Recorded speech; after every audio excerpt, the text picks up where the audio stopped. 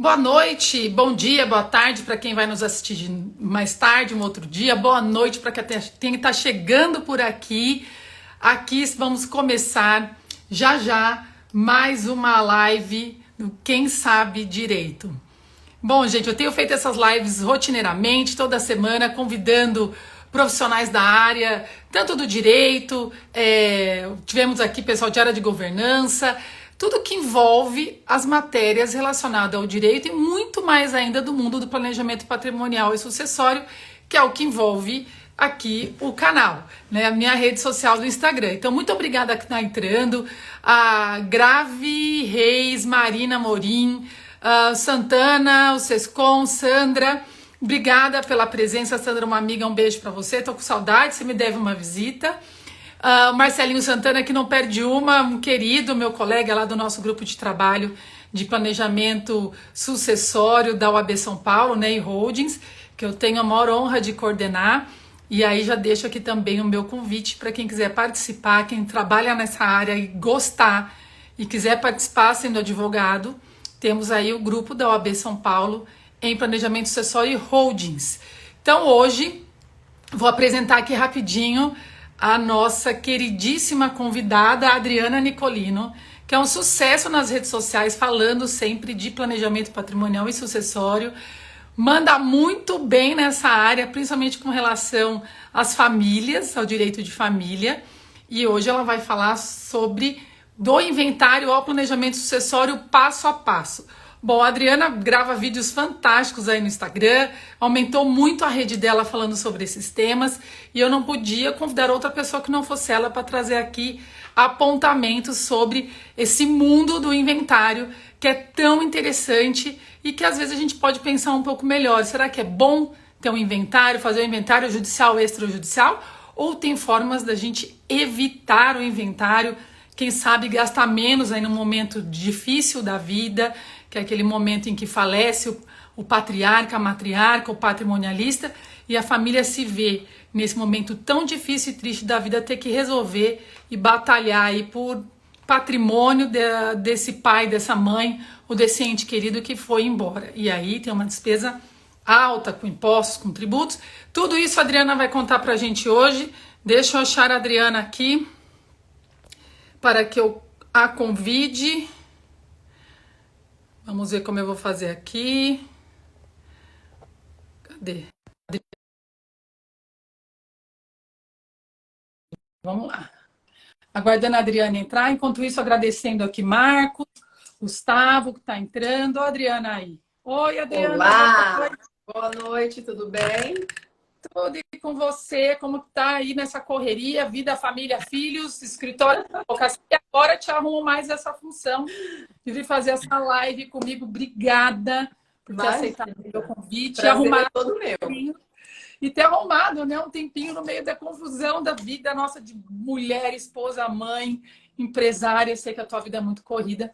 Então, super obrigada por estar aqui e ter deixado os meninos um pouquinho de lado, que devem estar te requisitando muito. Gente, a Adriana tem duas fofuras em casa, dois meninos lindos. Ela foi mãe recentemente e eu não lembro como eu consegui, Adriana. Eu vejo você nessa correria. Eu não lembro como eu conseguia, mas olha, parabéns, porque é complicado. Eu falo que depois que passa, a gente esquece do sufoco e acha que teve só a parte boa, né? Eu confesso que eu disse ontem aqui no meu Instagram que foi um ano em que eu sobrevivi, porque realmente não é fácil, mas a gente dá um jeito, sobrevive e segue. E eu que agradeço o convite, Mari. Eu confesso para você que o dia que você me convidou e propôs o dia 19, hoje, segunda-feira, pensei, tá tranquilo, já vamos estar ali praticamente de recesso, tudo já finalizado, encerrado. Que sonho, né? Bom se fosse, a gente já tivesse tudo tranquilo por aqui. Um dia corrido pra caramba, mas deu tudo certo, estamos aí nos encaminhando para dar aquela pausa merecida. E é um prazer estar aqui nessa live com você. Que bacana, eu falo que quem vive do contencioso, né? E não tem como escapar, por mais que a gente fale, faço planejamento patrimonial, sucessório, gosto dessa parte da via extrajudicial, né, do planejamento, mas é inevitável, né, ter que lidar com o contencioso. Então, às vezes, é um mandado de segurança, é um litígio familiar, é uma questão civil, é um contrato, alguma disputa, é impossível. Então, A gente que trabalha com contencioso, vai chegando o dia 20 de dezembro, parece que o mundo vai acabar. Não, me marcaram uma sustentação oral para hoje. Era para ser só em janeiro, me marcaram sessão extraordinária para hoje. Eu falei, ô, gente, só vamos. Isso não se faz com ninguém, né? Não. Que delícia, obrigada. E vamos lá, porque a gente veio aqui para te escutar, né, Adriana? Deixa eu só ver quem está entrando por aqui para dar mais uma boa noite. Então entrou Cláudio Inocente, o Almir, Michele, Adriana, Jéssica, doutora Tatiana, Ianca Jardel. Nossa, tá cheio de gente aqui para te ouvir e querer saber um pouquinho do inventário ao planejamento sucessório passo a passo. Adriana, me conta primeiro o que te levou a querer, enfim, batalhar e buscar esse caminho do direito das famílias, sucessões, querer se engajar por esse, né, se enveredar por esse caminho maluco que a gente vive da advocacia, mas voltado para o direito das famílias. O que te levou a isso? Bom, eu sempre, lá no início eu dizia, eu brincava que não é você quem escolhe o direito das famílias, ele quem te escolhe, né? Então, de um modo geral, eu fui sendo conduzida. A Mari deu uma. Mari, oi? Tô aqui? Tá. Vamos lá. Vamos lá, vou reiniciar. Como eu ia dizendo, eu sempre brinquei que não é a gente quem escolhe o direito das famílias, a gente é escolhido por ele. Então, de um modo geral, eu fui sendo conduzida por essa área, porque já desde o meu estágio da faculdade, quando eu trabalhei na Defensoria Pública, é uma área que predomina, né? Família e sucessões. Então, eu já trabalhava com isso lá.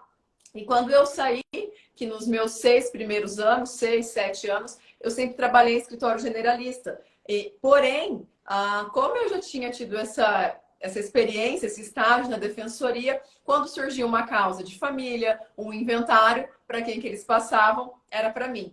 De um certo modo, eu pensei em seguir áreas como direito ambiental, em algum momento ali pensei também até no consumidor, né? Quando eu pensei nessa parte de se especializar, não, mas de seguir uma área especializada, só que o direito de família e sucessões, ele estava ali presente. Então, eu acabei não conseguindo escapar dele, ele me tomou, ganhou. E quando eu entendi como advogar nessa área, de uma forma especializada, algumas questões específicas do direito de família que quando você advoga de uma forma especializada, você consegue enxergar melhor. Então, eu realmente abracei a área de atuação e defini, não, se eu já estou nessa caminhada há tanto tempo, então é ela que eu vou seguir. E aí foi acontecendo, né? Num primeiro momento, mais o direito de família em inventários, e depois a gente vai arrumando, a gente vai dando ali aquele passo a mais. Agora eu vou fazer um contrato de doação, uma escritura de doação, vou trabalhar em um testamento. E quando eu me dei conta, eu estava ali envolta no planejamento sucessório, planejamento patrimonial, que hoje, ouso dizer, que é a área que tem ali o meu coração, sabe? Gosto do direito de família? Gosto, mas sucessões e planejamento patrimonial, sucessório, realmente me ganhou de um jeito espetacular. Que legal. Você sabe que a minha experiência dentro do planejamento patrimonial sucessório, ela vem de uma outra área. Eu sempre trabalhei com direito empresarial. Então, eu vi a necessidade dos empresários em se adaptarem a essas questões novas que foram surgindo ao longo dos tempos, né? Com muito risco, querendo proteger patrimônio. Eu falei, poxa, eu vou ter que dar uma olhada nessa área aí para me encaixar nisso, que tem muito pedido aqui. E a minha entrada, na verdade, foi pelo direito empresarial, porque às vezes as pessoas têm a falsa ideia, né, de que planejamento sucessório patrimonial ele dá só com direito de família. Exato.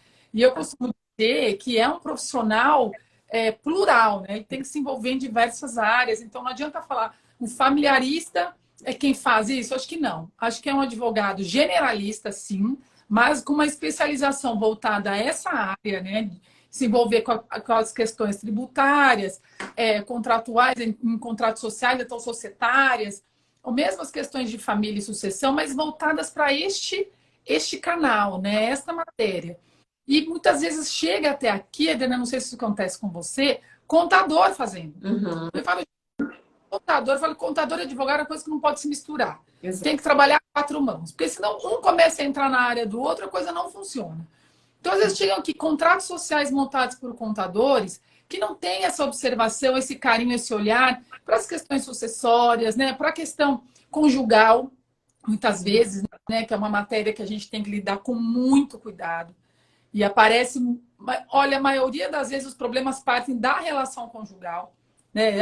É o sogro falando que não quer que a nora entre na empresa, é o marido que não quer que a esposa acesse os bens que eram antes do casamento.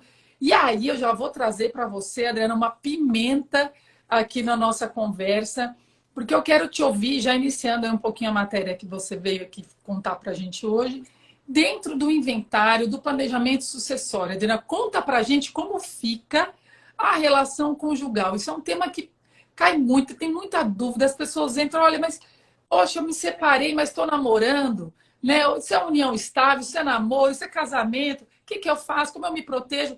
Então, eu vou te dar essa pimenta aí já para você saborizar. Adriana, conta pra gente, começando um pouquinho aqui da nossa matéria de hoje. Tá. Nós temos alguns grandes temas a enfrentar dentro desse planejamento patrimonial, aliado à questão conjugal, ao regime de casamento, né?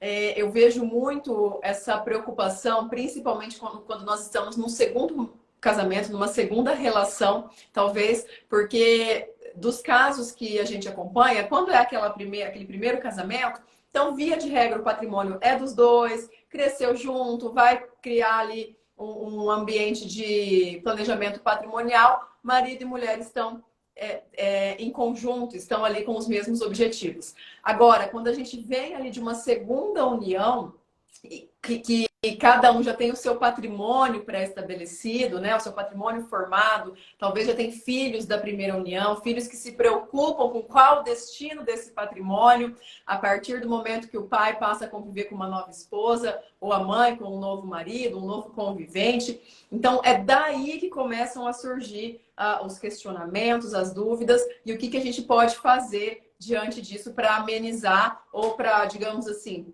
planejar de acordo com as nossas possibilidades legais, né? Então, primeiro a gente tem que dizer que o cônjuge ou convivente, em qualquer hipótese, ele é um herdeiro necessário. O que é um herdeiro necessário? É aquele herdeiro que ele obrigatoriamente ele precisa ter ali a sua parcela da herança respeitada, digamos assim, né? Ou, em outros termos, é um herdeiro que, se estiver na vez de receber a sua herança, ele tem o direito. Quem tem herdeiro necessário não pode destinar toda a sua herança, todo o seu patrimônio para quem quiser. Precisa respeitar essa parcela. Só que aí, Mari, vamos trazer para termos práticos, né? Chega aquele casal ou os filhos que dizem assim, não, o meu pai ele vai se casar de novo, ou ele vai conviver e vai adotar o regime da separação de bens. E aí tá tudo certo, né? Vai fazer o planejamento aqui, o cônjuge não tem direito de receber a herança porque adotou o regime de separação. E esse é o primeiro grande erro que já vi alguns advogados cometerem, algumas pessoas leigas por falta de informação, de achar que quando se escolhe o regime de separação de bens, esse cônjuge ele não tem direito à herança. Esse é o primeiro grande erro. Porque quando alguém falece, alguém que é casado em separação de bens, falece e deixa convivente ou cônjuge e filhos, esse cônjuge ele também herda uma parcela dessa herança.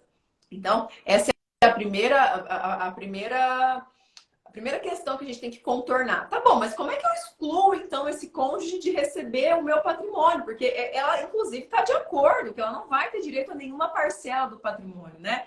Então, ali a gente começa a fazer alguns arranjos para deixar esse cônjuge com o mínimo possível de patrimônio dentro do que a lei permite, né? Porque hoje nós ainda não temos a nossa disposição, não, a gente até tem. Inclusive, eu vi uma decisão, uma nota hoje que no Rio de Janeiro, a Corregedoria do Rio de Janeiro passou a aceitar que se conste em escritura pública de união estável, não sei se você viu, a renúncia ao direito de concorrência. E qual que era o outro ponto que foi colocado lá? Que agora eu não me lembro. Se lembrar para me ajudar. Eu vou te ser sincera, eu gravei a renúncia do direito de concorrência. Porque pois é. Era assim, meu Deus, era o que mais atingia de cara. Assim, a hora que você A primeira coisa que eu gravei foi essa renúncia do direito de concorrências. E assim, e é uma pergunta que vem sempre, sempre, né? E mais, assim, o que me encanta de toda essa matéria e que curto muito eu de estudá-la, você falando assim com muita propriedade, essa questão conjugal, né, versus herança, reside exatamente nessas grandes discussões, sabe, Adriana, assim, as pessoas confundem muito o regime de casamento com as regras da sucessão. Então, você falou no ponto, assim, muitas pessoas que estão casadas hoje no regime da separação universal de bens, total de bens, acreditam que não são herdeiros. E semana passada, sexta-feira, eu estive conversando com uma cliente que ela fez exatamente essa pergunta. Então, ela está casada na separação total de bens e o marido está transferindo para dentro de uma empresa, de uma holding, todo o patrimônio da família, absolutamente tudo, e ela está ficando de fora e ele vai fazer a doação para os filhos.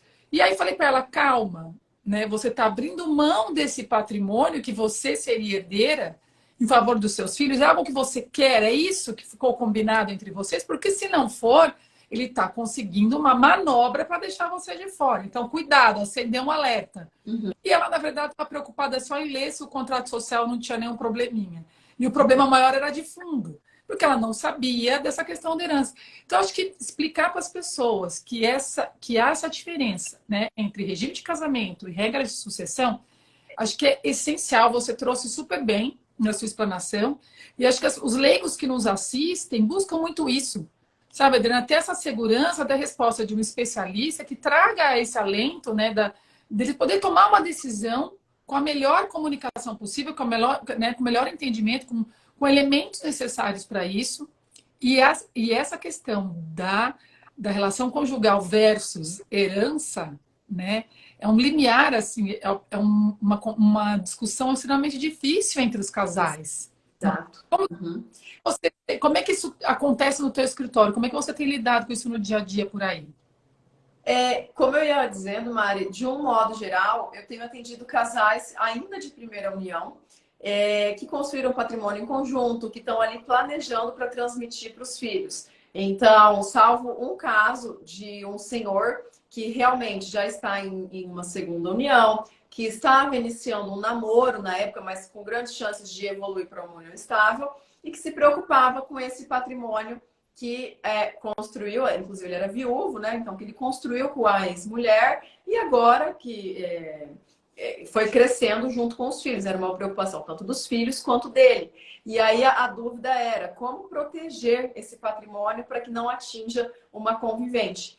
E o que eu digo logo de cara é que a gente não consegue excluir 100% o cônjuge ou o convivente casado. Mesmo que casado em separação, a gente não consegue excluir ele 100% dessa herança, desse patrimônio, né, do recebimento, do direito de ficar com alguma parcela desse patrimônio, porque lá na frente pode vir alegando alguma nulidade de transmissão de patrimônio, assim, alguma violação da legítima, né? Daquela parte que... Porque, gente, toda pessoa, como a Mari disse, tem alguns leigos que nos acompanham, toda pessoa, por lei, tem que garantir 50% do seu patrimônio para herdeiros necessários. Então, vamos supor, se eu, Adriana, tenho ali 3 filhos e um marido, eu tenho ali meus 4 herdeiros necessários, que são os 3 filhos e o marido. Ainda que eu seja casada em separação de bens, numa morte minha, o meu marido ele vai herdar o meu patrimônio junto com os meus filhos.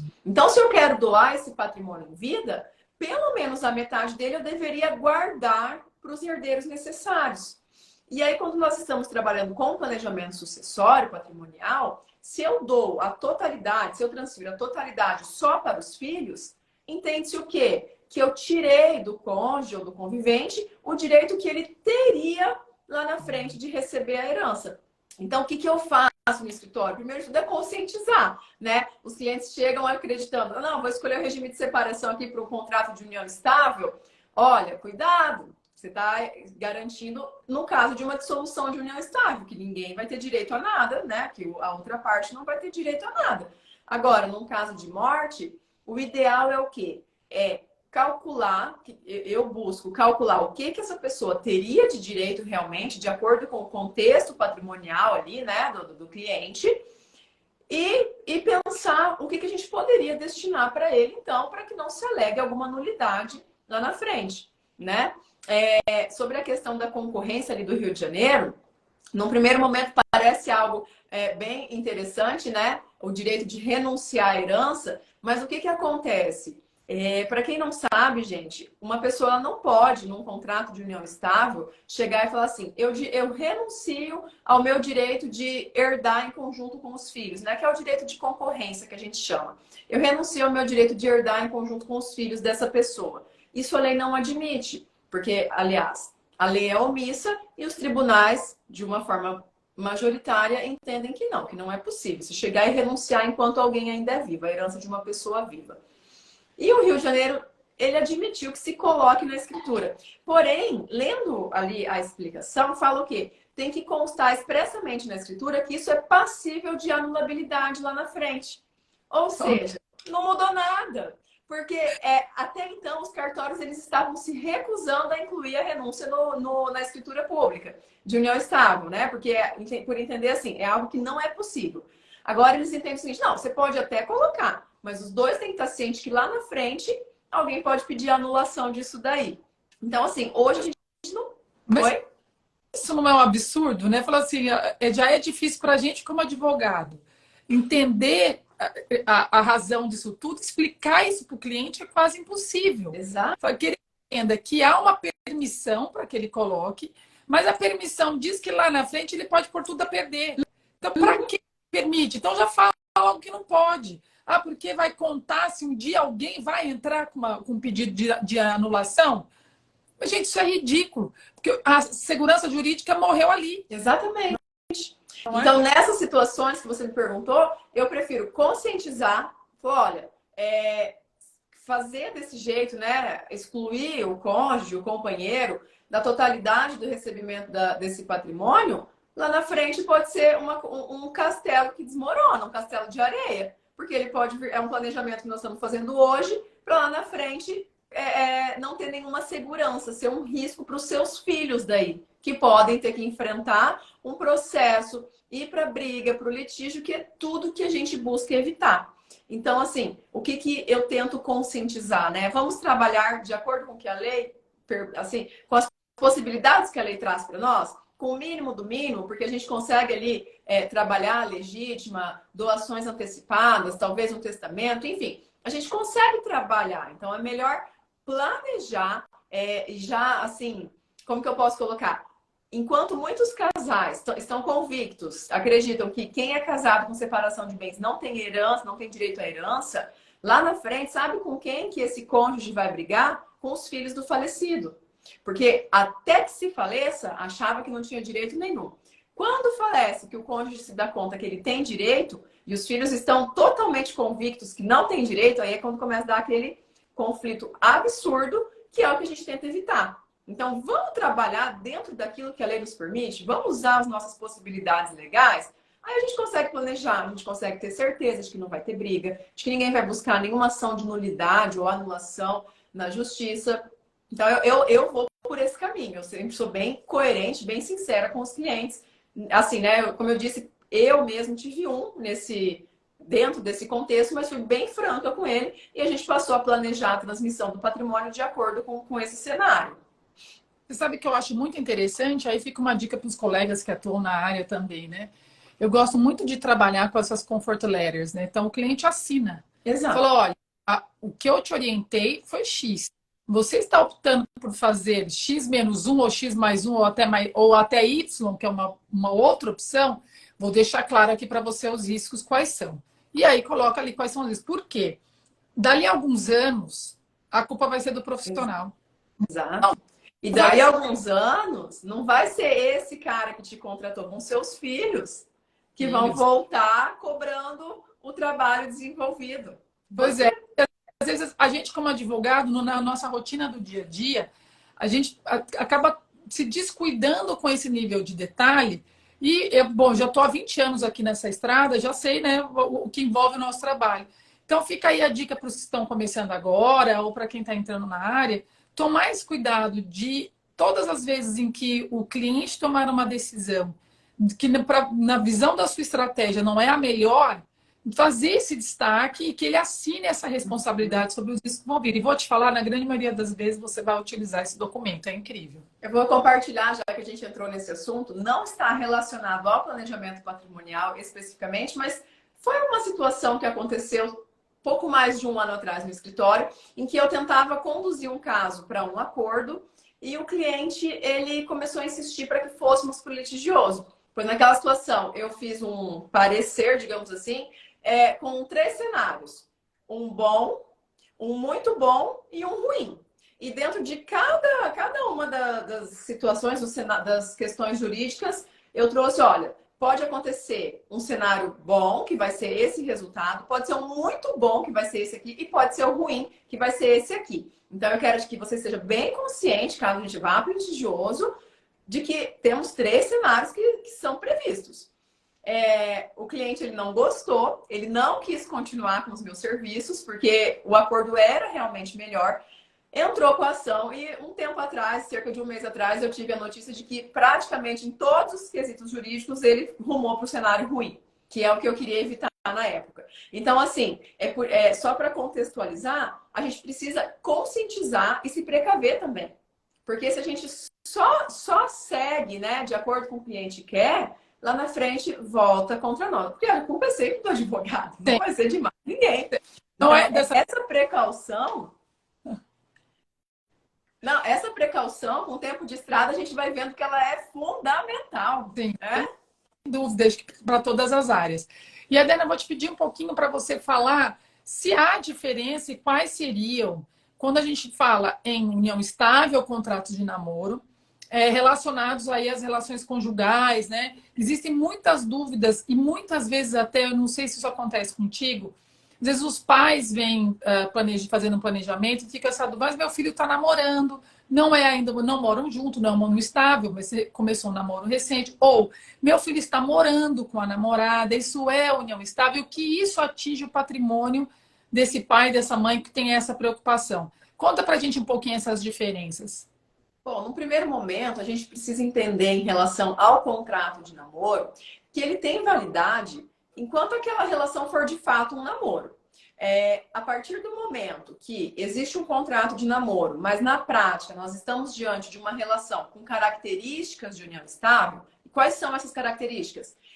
Interesse de constituir família, a coabitação ela deixou de ser uma característica, mas o principal seria ali a assistência mútua, interesse de constituir família, que fica claro entre aquela relação que passou de um simples relacionamento. As partes elas estão unidas por um bem maior, né? O interesse de constituir família não necessariamente significa o interesse de ter filhos, mas é aquele interesse de formar um vínculo maior em um núcleo, num contexto ali familiar. Então, quando você sai, você já não apresenta mais como namorada, né? Existe uma assistência um com o outro que vai além de um simples namoro. Então, mesmo que a gente tenha um contrato de namoro dizendo, olha, o relacionamento que nós temos, ele é apenas um namoro, se na prática for uma união estável, esse contrato, ele não tem nenhuma validade, né? Esse é o primeiro ponto que a gente precisa prestar atenção. Essa semana eu analisei um contrato de namoro que na prática é uma união estável. Eu disse, olha, não tem validade. Vamos fazer logo, então, um contrato de união estável que a gente regulamenta muito melhor, porque isso aqui não tá garantindo para ninguém.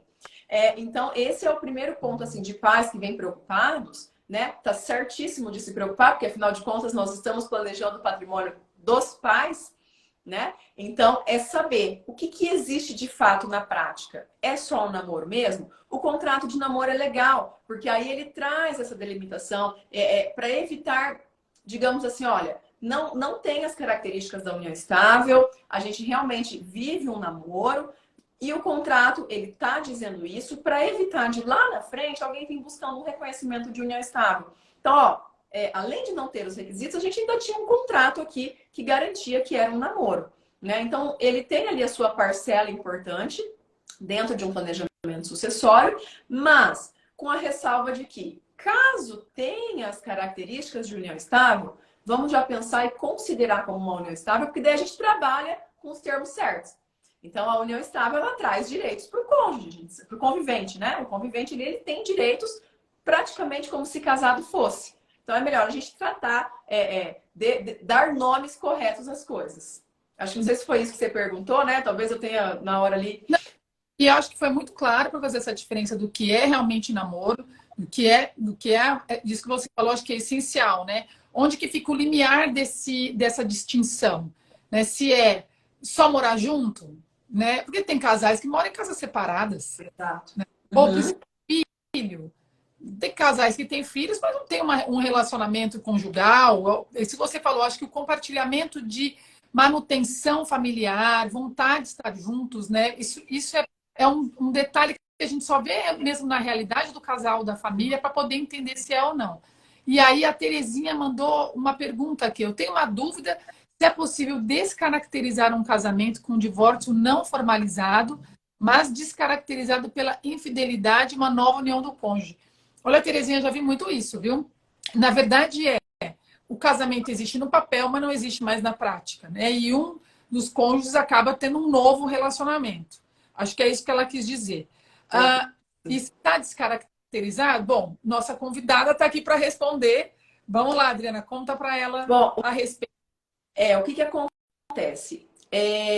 Para a gente descaracterizar um casamento, né? Para o casamento ele deixar de surtir os efeitos entre os cônjuges, qual que é o requisito que necessário? Que haja uma separação de fato. Essa separação de fato é o que? A partir do momento que os cônjuges, entre eles, se dão por separados. Então, por exemplo, eu deixei o lar, nós temos, porque é algo que precisa ser provado também, né? Não pode ser só algo assim, íntimo, interno.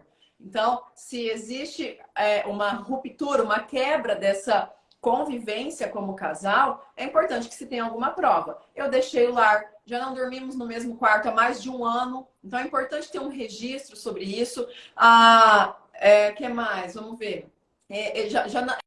Principalmente os deveres conjugais ali, né? O que mais descaracteriza um casamento. Então, a partir do momento que existe essa separação de fato, que a gente chama, não precisa ser com uma decisão de juiz, não precisa nada disso. Houve uma separação intencional entre esse casal. A partir desse momento, os efeitos do casamento, eles já não existem mais. Então, a pessoa, ela pode até contrair uma nova união estável, só não pode se casar de novo, porque ainda está casado no papel. Então, tem um impedimento ali. Mas pode ter uma nova união estável, acaba podendo ter uma nova família. E isso, assim, lá na frente pode causar uma grande confusão até na questão do recebimento de herança ou não, né? Se provar que já estavam separados, de fato, se não estável. Mas nessa dúvida da Terezinha, né, que ela fala que tem infidelidade, nova união do cônjuge, se ainda que esteja casado no papel, Terezinha, mas já separado,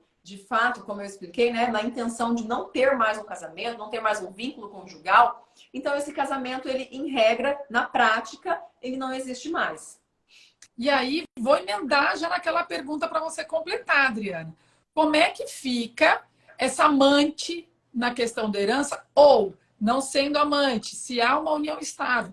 É herdeiro? O que herda? O que não herda? É o golpe do baú? Conta pra gente um pouquinho da relação da herança com tudo isso. Tá, vamos lá. O que acontece? Quando existe a separação de fato, deixa de existir a comunhão de bens que nós chamamos. Então, por exemplo, eu vou pegar um caso aqui para facilitar.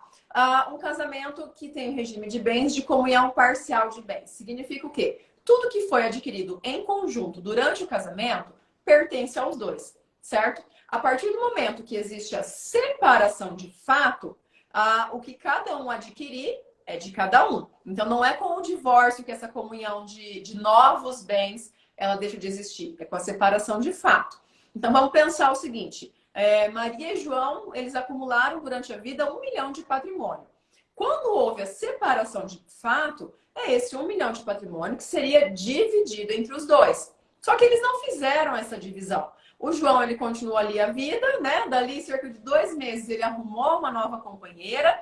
Ele continuou crescendo o patrimônio dele. E quando ele morreu, ele tinha 2 milhões de patrimônio. Então, aonde entra a Maria aqui? Ela entra não como herdeira, porque a separação, de fato, ela põe fim a todas as questões do casamento, inclusive ao direito de herança. Então, ela vai entrar como uma dona de metade do patrimônio em razão do regime de casamento que eles tinham e dos bens que ainda não foram partilhados. Já a nova companheira, se eles não estipularam nenhum outro regime de casamento, também vai ser o da comunhão parcial de bens.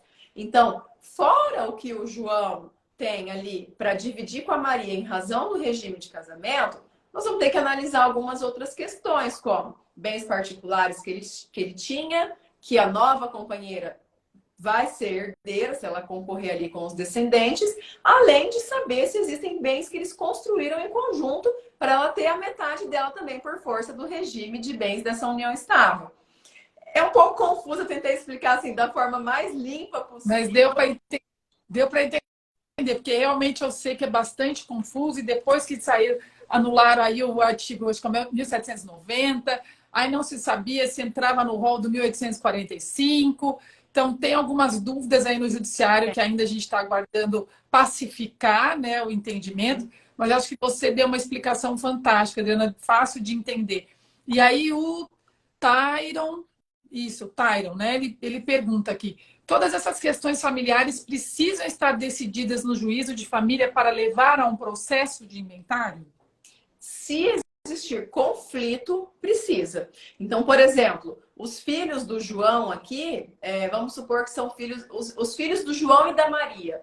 Eles não concordam que os bens que eles tinham em conjunto era só aquele 1 milhão. Eles acham que é mais, que essa separação de fato aconteceu depois do que o João está alegando, né? Do João não, os herdeiros, a companheira, enfim, seja lá quem for. Então, se tiver algum conflito em relação ao patrimônio da esposa em relação ainda ao casamento, terá que ser levada para o juízo das famílias, que, por existir o inventário, acaba puxando, né? Que geralmente o juízo ele é da família e sucessão em um único juízo, ali, a competência territorial, mas precisam ser discutidas em processo à parte. Agora, vamos dizer que não existe conflito, não existe briga.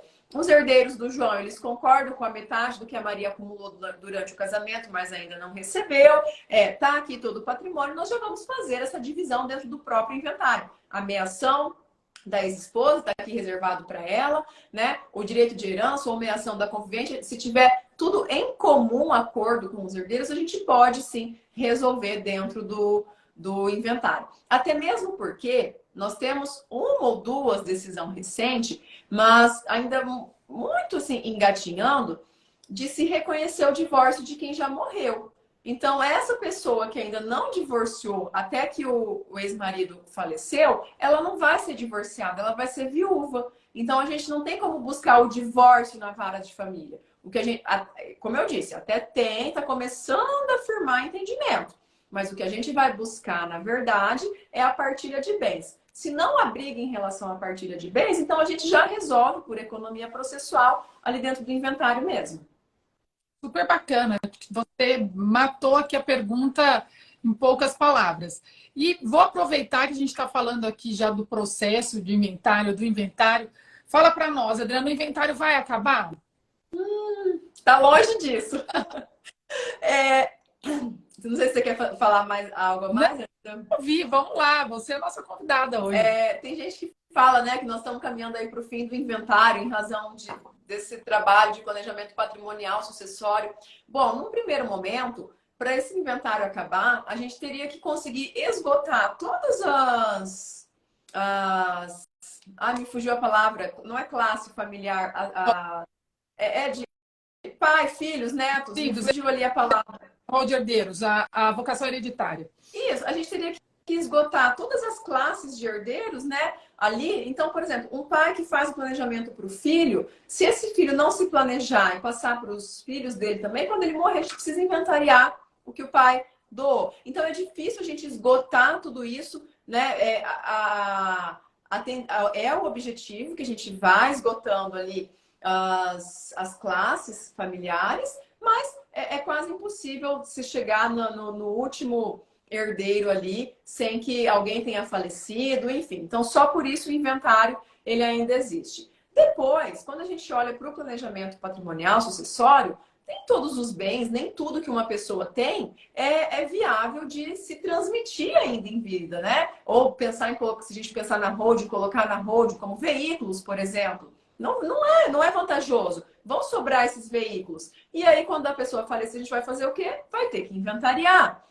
Então, assim, é um pouco temerário dizer que o inventário vai acabar. Ele não vai acabar. O que a gente busca trabalhando com planejamento patrimonial, sucessório, reduzir conflitos em um eventual inventário ou diminuir o máximo possível dos bens a serem inventariados. Então, assim, não, sem chance. Não consigo enxergar um cenário em que a gente consiga eliminar o inventário dos nossos trabalhos.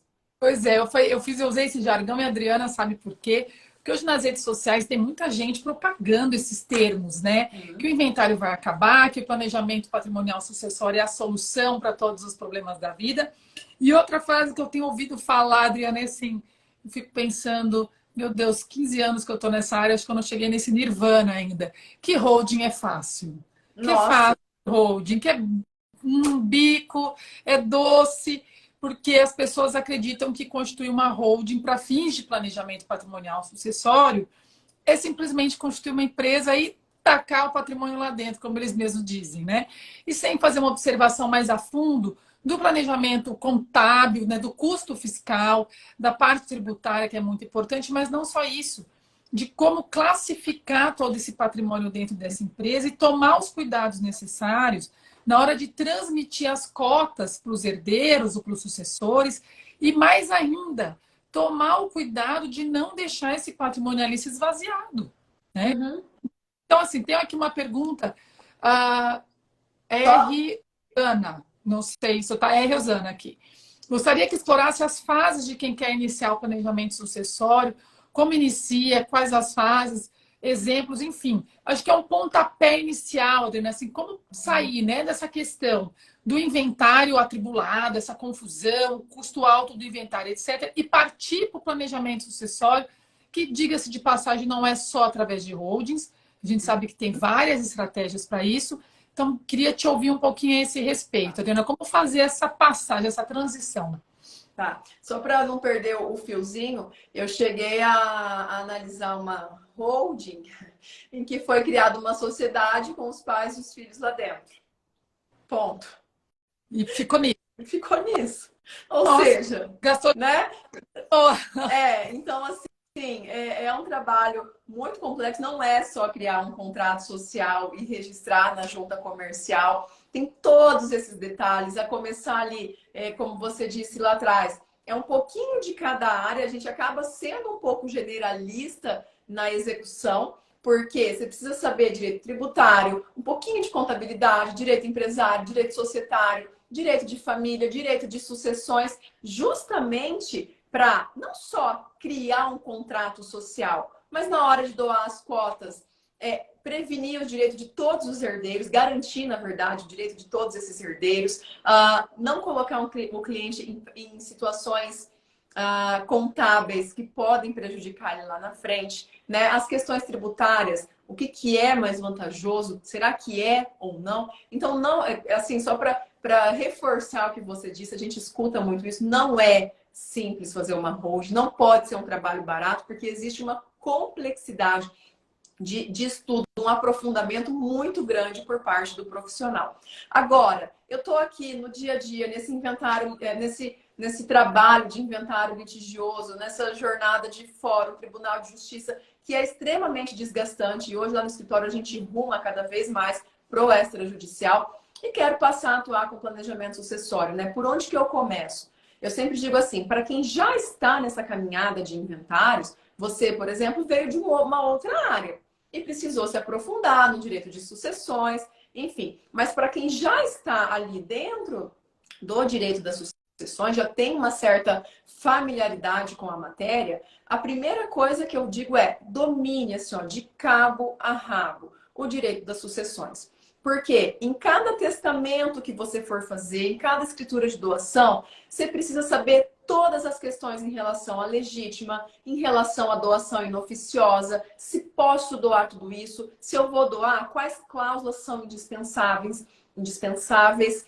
Se eu vou fazer um testamento, quais são os requisitos, quais são os meus limites. Então, dominar essa base é extremamente importante. E aí, assim, como eu coloco esse serviço à disposição, né? Eu digo ali, quem me conhece um pouquinho, a Mari se acompanha um pouquinho, sabe que a minha trajetória ela começou muito mais depois das redes sociais.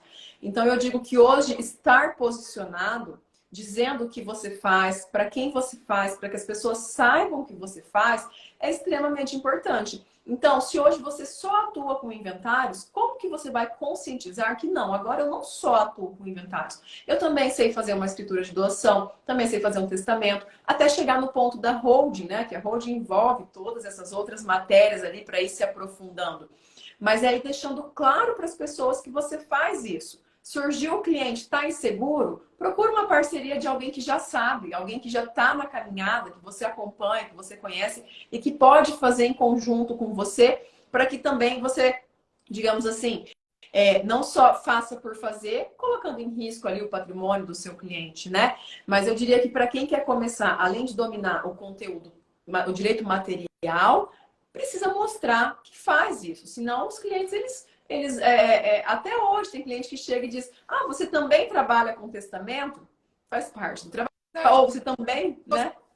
Você falou uma coisa bastante interessante, né? As redes sociais, realmente, elas divulgam, elas propagam, elas levam em frente o que você faz. Mas existe esse perigo das pessoas que vendem e os outros acreditam e trazem. Eu acho que tem até um termo, uma imperícia, né? Na Isso. verdade, aqui, né, a carinha bonita na tela e falando um texto bonito que está sendo lido por trás, não tem a entrega necessária do profissional. E aí eu bato muito nessa tecla da profissionalização, das pessoas buscarem o conhecimento em fontes sérias. Né? Hoje, os maiores das pessoas mais conhecidas em redes sociais hoje nessa área tá perdendo a sua credibilidade realmente porque é uma pessoa que não tem um profundo conhecimento no assunto e acaba disparando. Mas tem um marketing maravilhoso, né?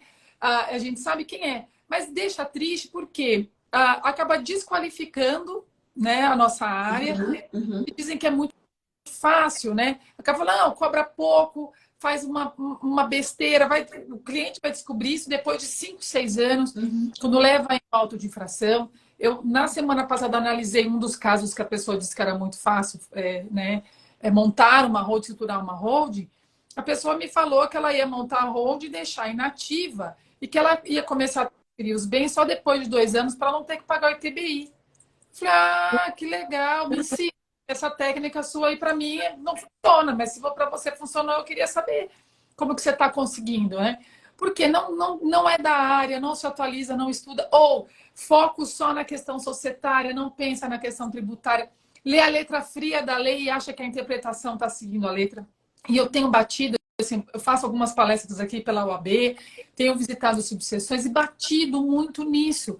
Não se aventure a entrar numa área sem ter plenos conhecimentos. Isso vai muito de encontro com o que você falou, sabe, Adriana? As pessoas não podem se aventurar a fazer uma área, simplesmente está na moda, né? Até teve aqui alguém que falou, acho que foi dei até risadora que eu li aqui, acho que é Ilen, cadê? Acabei de ver aqui, Ilen Santos. Holding está na moda, fazem cada barbaridade, é surreal. Mas vou te falar com a quantidade de advogados que a gente tem no Brasil. Outro dia eu fiquei sabendo que só em São Paulo acho que tem não sei quantas faculdades de direito que passa quase que do mundo inteiro. Eu falei, meu Deus do céu, onde a gente vai chegar com essa baixa qualificação? Porque é impossível você ter faculdades tão bem preparadas. E o nosso caso é pior ainda, porque o que a gente faz não está na faculdade. Exato.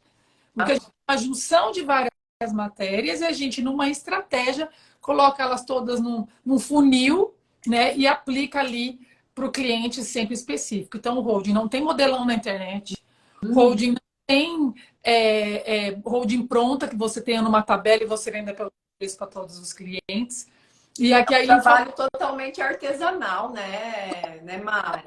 Porque, assim, é justamente o que justifica os honorários mais altos, porque são honorários mais altos, Porque você precisa olhar para aquele caso de uma forma totalmente individualizada. Você nunca vai ter uma holding exatamente igual à outra, porque você não tem a doação de cotas nas mesmas proporções, as cláusulas ali para uma família não são as mesmas do que para outra. Então precisa tomar muito cuidado com isso. E aí, em relação à questão do digital, né? Algo que eu sempre digo é o quê? É que a gente precisa sustentar no offline o que propaga no online. Né? Não basta vir, como você disse, com um rostinho bonito, falando palavras bonitas, chegar ao cliente no escritório sem não saber nada daquilo ou colocar a situação dele em risco. E é justamente por isso que eu digo, divulgue o que você faz. Se o cliente aparecer e ainda não sente segurança para executar o serviço, busque quem pode auxiliar, seja para uma parceria, para uma consultoria, porque, óbvio, todo mundo um dia começou do zero, né? Mas que bom que nós temos aqui as redes sociais que nos aumentam esse campo de visão, nos conectam. Por exemplo, eu em contato com você aí de São Paulo, o Igor, o João, o Arthur. Então, assim, que a gente tem um contato maior de bons profissionais que estão ali ao auxílio. Então, não faça por intuição, porque isso é um grande risco e acaba prejudicando não só a sua carreira, como toda a classe, né? Acaba sendo pejorizada ali diante do serviço, que já foi por muito tempo banalizado, né? Você fala em holding, tem gente que não quer nem ouvir falar esse termo. Porque parece que está trabalhando com desvio. As pessoas falam, mas eu vou ficar desviando da lei. Eu falei, gente, muito pelo contrário. A gente fica muito lastreado na norma, né? Não é? É porque acho que veio um pouco também dessa fase do mensalão, do petrolão, que se figuras políticas, né, na questão de montagem de offshore, internacionalização de ativos, e aí se criou-se uma série de regras para se pegar tudo. Mas, enfim, isso aqui não é feito. Holding e planejamento não é feito para quem está na área ilícita, é para quem está na lícita. Claro que é lícita, meu bem, tudo ali é risco e, como eu digo aqui no interior, eu falei, pega para capar, né? Sabe lá o que vai faltar, porque você já está trabalhando na ilicitude. E eu queria trazer aqui um pouquinho, já encaminhando aqui para os nossos minutos finais, Adriana. A gente fala, as pessoas imaginam isso, até toquei nesse assunto já. Planejamento sucessório sempre com holding? Existem outras maneiras? Como você lida aí quando o seu cliente chega? Primeiro de tudo é que a gente tem que quebrar essa crença de que a holding é o planejamento sucessório. Ela é um dos instrumentos. Dependendo da situação patrimonial, do valor desse patrimônio, do contexto familiar, a holding é uma excelente forma de planejamento sucessório. Só a holding? Não necessariamente. Via de regra, nós vamos utilizar de outros instrumentos, como o seguro de vida, por exemplo, que ele entra muito bem para se trabalhar em conjunto com a holding. Eu gosto muito, não sei se você também trabalha assim, mas quando eu vou trabalhar com a holding em si, pelo tempo que a gente tem de início, implantação e finalização, de trabalhar com um testamento provisório para caso algo dê errado nesse percurso. Então, o testamento entra também. Em alguns casos, não é cabível uma holding. Se a gente pegar ali, talvez, um imóvel de baixo valor, que só quer regulamentar a divisão dele entre os filhos, às vezes tributariamente, financeiramente para esse cliente, a holding ela vai ser mais cara do que só pensar em um testamento, talvez, para regulamentar a divisão dele. Então, é por isso que a gente diz que cada caso precisa ser analisado de forma específica. Alguns vão sim ser utilizados da holding, em conjunto, via de regra, com outros instrumentos. Alguns outros, nós não vamos falar em holding, nós vamos falar nos outros instrumentos. Eu já disse muito, às vezes, para quem tem zero patrimônio, contratar um seguro de vida é um planejamento sucessório. Você está planejando sua vida para depois da morte. Você vai deixar sua família assegurada, não vão deixar eles pegos. Talvez toda a renda que vem para a família é sua, então você não vai deixar que eles sejam pegos desprevenidos com a sua morte, sem zero capital, ou às vezes tudo zero dinheiro, enfim. Então o seguro de vida é um planejamento sucessório. Então perceba que nem sempre nós vamos ter a holding na figura desse planejamento sucessório. Bacana. Tem também aqui uma pergunta. A live fica gravada, vai ficar compartilhada aqui no Instagram. E também essa live ela fica compartilhada nos outros canais. Ela vai para YouTube. A gente tem um grupo de WhatsApp, então quem se inscreve nas lives entra para um grupo de WhatsApp que recebe em primeira mão as lives que virão, todas as gravações ficam lá. Então, no botãozinho ali se inscrever, sempre que soltam as lives está lá. Quem quiser também entrar, manda mensagem por aqui, manda o telefone no meu particular ali nas mensagens, e eu também posso colocar vocês lá no nosso grupo de WhatsApp. E o grupo é fechado, então não fico recebendo mensagens, é só mesmo para saber quando vai acontecer. Então, live fica gravada. Outra pergunta que veio, quanto que se cobra, né? Eu acho que foi o Tyron que fez a pergunta. Eu vou dar minha opinião, Tyron. Eu acho que preço, cada um forma o seu. Há quem goste de fazer isso por meio de cobrança por hora, por percentual de patrimônio. Vai muito do que o trabalho que vai ser desenvolvido. Acontece, às vezes, do cliente sentar que não dá para fazer um planejamento através de holding.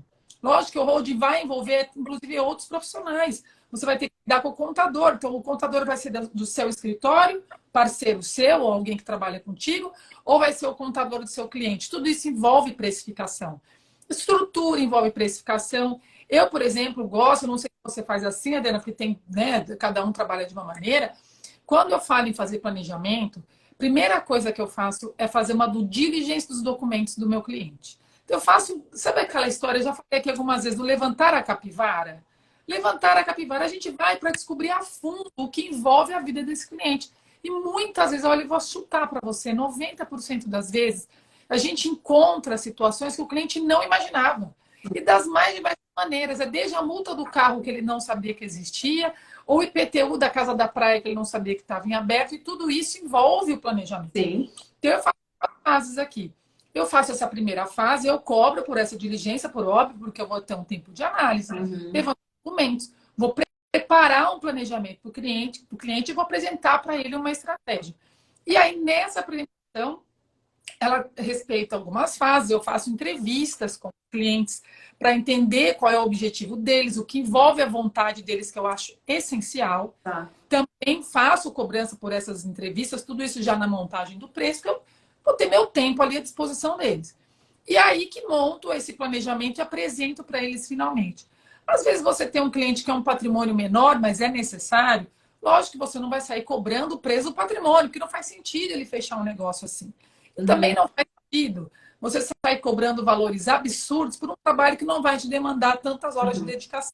Eu acho que é uma média, tem que colocar isso numa balança, precificar, principalmente descobrir quanto custa a sua hora, a hora homem. Né? É a sua hora homem, é o titular do escritório? Não, é alguém que te auxilia no escritório, que você pode calcular isso com base no quanto você paga. É essencial descobrir qual é a hora homem. Conta para mim como que você faz aí, Adriana. É mais ou menos o mesmo padrão que você segue. Eu faço essa análise prévia, cobro por isso, e depois a gente vem ali com a proposta dos honorários e o desenvolvimento do trabalho. Gosto de levar em conta a questão da proporcionalidade, justamente por isso. Dependendo do valor do patrimônio, se for um valor muito alto, você cobrar um percentual fixo, você vai assustar esse cliente, ainda que ele tenha muito dinheiro, um valor exorbitante, né? Você pegar ali um patrimônio de milhões, você cobrar fixo, o cliente não vai querer executar o trabalho. Da mesma forma, às vezes é um patrimônio pequeno, mas aí vamos pensar ali uma casa de valor baixinho, se você fazer um testamento. Nessa hora que é tão importante saber o valor da hora, porque às vezes você cobrar o percentual, você não tiraria o que suas horas de trabalho vão te custar. Então aí você cobra levando em conta o valor da hora. E via de regra, eu gosto de fazer uma análise entre o lucro-benefício que esse cliente vai ter, não só tributário, mas levando em conta todas as outras questões do planejamento, né? Dos benefícios de um planejamento, e utilizar também em conjunto com um percentual sobre o valor dos bens, aliado à questão da proporcionalidade. Existe valor certo? Gente, não existe. Assim, para mim, no início era muito mais difícil de precificar, dá aquele medo, será que eu estou cobrando muito? Será que é pouco e eu poderia cobrar mais? Mas daí no dia a dia, na prática, a gente vai aprendendo, vai vendo o que é também. Outra coisa que eu acho bem importante, né? A realidade de mercado local também, por mais que a gente trabalhe com o digital, atraia clientes de fora, né? Até que você se firme, que seja realmente uma referência, que não dá, Mari, eu estou nessa jornada há muito menos tempo que você, por exemplo. Você já está com a sua carreira solidificada. Não adianta eu dizer que eu vou receber o mesmo tratamento de um cliente que você. Então, também analisar a questão de autoridade que você tem perante o mercado, sem banalizar e sem Exagerar. prostituir a cobrança desses honorários, né? Mas levar em conta também a percepção de autoridade que as pessoas têm sobre você e o que é cobrado ali no mercado local. Agora, a hora que você se torna uma referência como Mari Arteiro, aí você pode sair cobrando o que você quiser, que aí você já está em um outro patamar, entendeu? Eu chego lá, minha amiga, se Deus quiser, eu chego lá. Adri, obrigada mais uma vez. A gente vai indo para o final. Você quer trazer algumas considerações finais? A hora é agora. Cara, eu quero agradecer, foi uma live muito gostosa, adorei o nosso bate-papo, como eu digo, é um tema que ganhou o meu coração, eu adoro falar sobre isso, então obrigada por essa oportunidade. Eu digo que depois que o Rafa nasceu, para eu marcar live é muito mais difícil, então quando alguém me convida, é aquele empurrãozinho que precisava, sabe? Ah, vamos, vamos! E aí a gente só dá um jeito e faz. Então obrigada mesmo pelo convite, me senti bem honrada de ser uma das suas convidadas. E dizer para o pessoal que está aqui assistindo, seja leigo, seja advogados, o planejamento sucessório é esse conjunto de coisas. Então, vale muito a pena, evita um grande conflito, preserva o patrimônio, mas precisa de um profissional especializado. Então, se você é leigo, procure quem seja especializado. Se você é advogado, quer trabalhar na área, vá em busca desse passinho por passinho. Eu gosto de dizer que é um passinho de cada vez. Quando você vê, você está dominando o assunto, mas vai em busca dessa especialização, porque ela é muito importante. Que bacana, Adri. Obrigada. Obrigada pelo carinho de ter dado, pela sua generosidade em compartilhar esses conhecimentos conosco, com quem está nos ouvindo e vendo e assistindo hoje ou assistindo depois, que eu repito, a live fica gravada, tanto no Instagram como nos outros canais, vai para o Facebook, vai para o YouTube, é tanto canal, eu não sei nem falar todos.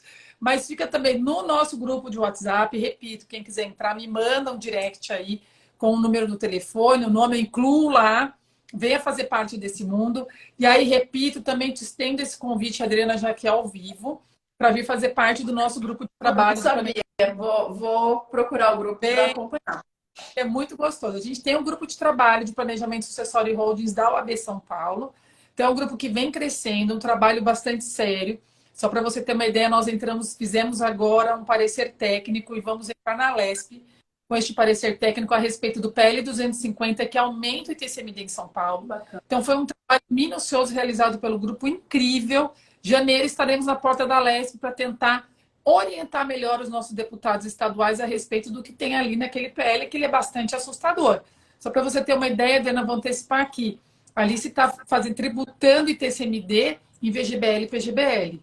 Né, colocando a responsabilidade sobre as empresas de previdência para isso. Nossa. Assim, é um risco muito grande, uma lei, assim, uma redação um pouco complicada, e que, se Deus quiser, a gente vai lá apresentar o nosso trabalho. Então, é muito legal. Parte, advogados de outros estados também podem. A nossa nota de corte, como diz ali, é ser alguém que já atua na área, por razões, né, óbvias, por ser um grupo de trabalho. Mas é a primeira vez que o OAB São Paulo tem um grupo desse trabalhando somente no trabalho. Então, está extremamente convidada. Os demais que estamos ouvindo. Bom, espero que vocês tenham curtido essa live. Quem sabe direito são lives que acontecem a cada 15 dias. Então, quero saber, você sabe de direito? Porque a Adriana já mostrou que de direito sucessório e familiar ela sabe bastante. Então, se você quiser aprender mais, continue com a gente assistindo as lives. A gente vai fazer uma paradinha agora de fim de ano, então a Adriana fecha esse ano conosco aqui de 2022. Legal. Voltaremos com essa lives e teremos aí um convidado especial novamente. Vou anunciando nas redes. Adri, obrigada. Um beijo enorme. Um beijo, Mari. Obrigada. Estão nos assistindo. Espero ter vocês aqui na próxima. Um ótimo Natal. Que 2023 venha repleto de realizações para todo mundo, muitas conquistas e muito planejamento sucessório patrimonial da vida. Beijo, gente. Beijo, pessoal. Obrigada. Boa noite. Tchau. Boa noite. Tchau.